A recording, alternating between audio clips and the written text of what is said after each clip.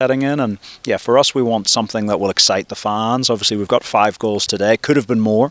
I think could have been more. We had some other chances we were unlucky with, but we want to put football that's not just winning football, but stuff that brings supporters back into the stadiums here in Kenya in their thousands. I think competition is never a bad thing. If you're sat on your own and nobody's pushing you, nobody's running behind you, it's easy to settle into a jog. Whereas if you've got someone running hard behind you, to use the racing metaphor, then you know you've got to put your foot down and you've got to go. And so, look, Shafiq's probably a little bit more experienced than Alpha is, but Alpha, is a hugely talented player who maybe hasn't hit his heights so far this season, and I think possibly that might be through lack of competition.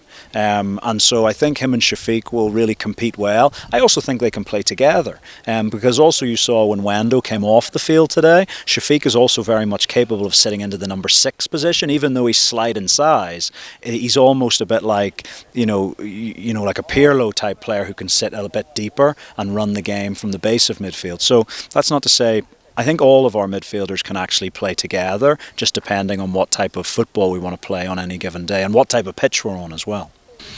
I think he's a very talented young goalkeeper. Here at Kogalo, we're very blessed in the goalkeeper department. Obviously, we all know Gad Matthews' quality, and he's shown that time and time again this season. Very unfortunate in pre-season that Dolfo got injured, a cruciate knee ligament injury, which ruled him out for the entire season. But another hugely talented young goalkeeper who I know has had youth international appearances for Kenya. We'll look forward to welcoming him back for pre-season. And Caleb, here's a kid, he's like 19 years old, hugely talented, and it was good, just reward. He deserved to be in the team today, and I think he's made a few saves in there. I think the defence have kept him pretty quiet for most of the game, but when he was required to come out and claim balls, make a few saves, he did so, and he never looked panicked, so we were pleased with that and pleased for him.